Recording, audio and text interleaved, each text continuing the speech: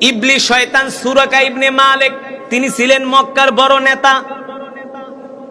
এই শয়তান তো যেই কারো সুরত ধরতে পারত, আকৃতি গ্রহণ করতে পারত।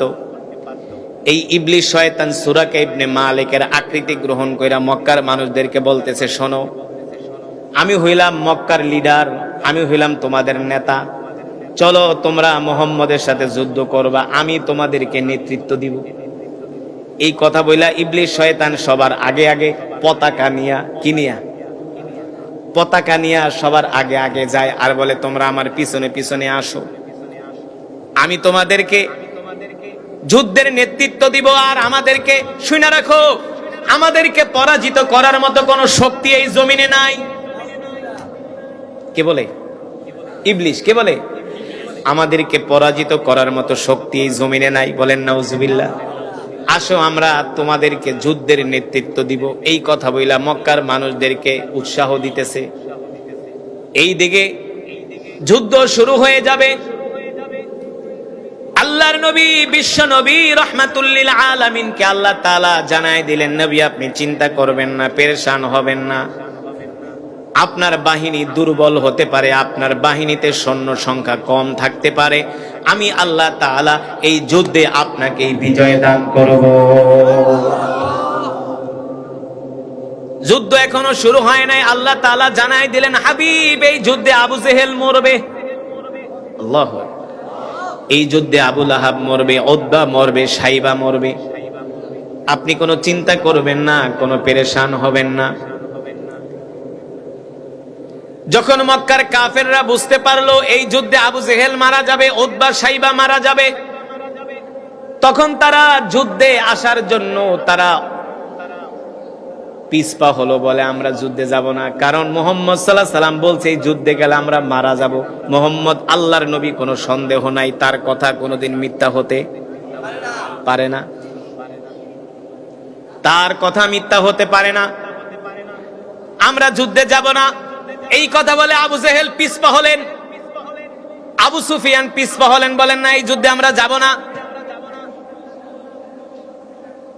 ইবলিস শয়তান বলে, বেটা আমি তোদের নেতৃত্ব দিব, আমি হলাম তোদের নেতা, চিন্তা করস কে, আমি তো তোদের আগে আগে আসি, আগে আক্রমণ হইলেও তো আমার উপর হবে, তোরা আমার পিছনে পিছনে থাকবি, আমার হাতেই তো পতাকা। ইবলিস, ভালো করে শোনেন, দেখেন কত বড় চালাক। মক্কার কাফেরদেরকে যখন উত্তেজিত করলো, আবু জেহেল কোনোভাবে যুদ্ধে যেতে চায় না। মক্কার কাফেরদের আরেক শয়তান নাম হলো ওলীদ ইবনে মুগিরা। এই ওলীদ ইবনে মুগিরা আবু জেহেলের বাড়িতে যায়, কয় বেটা তুই আমগো নেতা, তুই যুদ্ধে যাইতে চাস না, তুই কি পুরুষ নাকি মহিলা? যদি তুই মহিলা হস তাহলে তোরে চুরি কিনা দিয়ে চুরি পইরা ঘরে বয়া থাক, তোর যুদ্ধে যেমন লাগবো না। এই কথা যদি কোনো পুরুষ রে কয়, সেই পুরুষ একটু একটু হলেও রাগ হয় কি হয় না, উত্তেজিত হয় কি হয় না?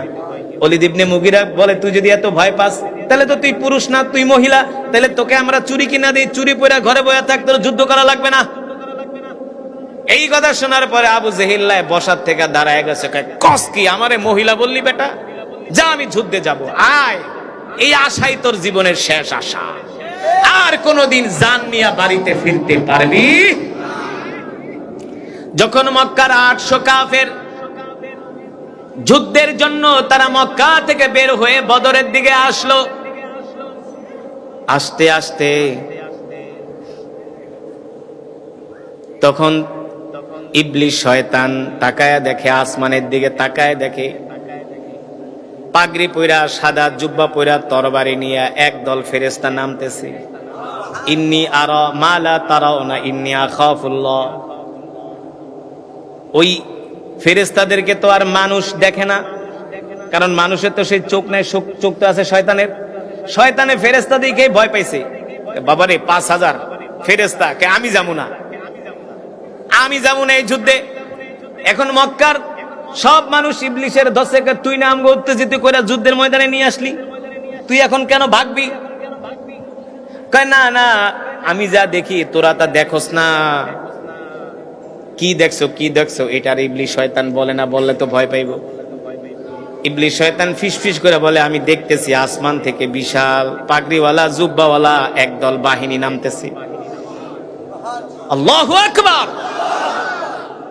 এই কথা বইলা ইবলিস শয়তান মক্কার ওই বাহিনীকে রাইখা সে নিজে পালায় গেছে। পালায় যাওয়ার পরে এখন আর ওই ইবলিস শয়তান মানে সুরাকা ইবনে মালিক ওই নেতারে তো পায় না, নেতায় কই কয় নেতায় ভাগছে। এখন ওলীদ ইবনে মুগীরা আবু জেহেলদেরকে বলে, শোন, নেতায় ভাগছে, আমরা তো তার পরের পাতি নেতা, আমরা যদি এখন যুদ্ধে না যাই তাহলে মক্কার মানুষদেরকে আমরা মুখ দেখাইতে পারবো না, চল কপালে যা আছে যুদ্ধ করি মুহাম্মদের সাথে। এই কথা বইলা তারা বদরের দিকে রওনা শুরু করলেন। বদরে এসে তাবু গাড়লেন। আল্লাহ রাসূল বদরের প্রান্তরে এসে গোয়েন্দা পাঠাইলেন, যাও যায় দেখো কাফেরদের সৈন্য সংখ্যা কত। এবার মক্কার কাফেরদের কাছে আল্লাহ নবী যখন গোয়েন্দা পাঠাইলেন, আয়েশা দেখলেন মক্কার বিশাল বাহিনী 800 কাফের সৈন্যবাহিনী, তারা অস্ত্র নিয়ে রেডি, যে কোনো সময় তারা আল্লাহ রসুলের বাহিনীর উপরে, সাহাবীদের উপরে তারা আক্রমণ করবে। এই দৃশ্য দেখে আল্লাহ রাব্বুল আলামিনের কাছে আল্লাহ রসুল বদরের প্রান্তরে মুসল্লায় দাঁড়ায় গেলেন, 2 রাকাত নামাজ পড়ে সেজদা দিয়ে আল্লাহ তাআলার কাছে দোয়া শুরু করলেন। আল্লাহ,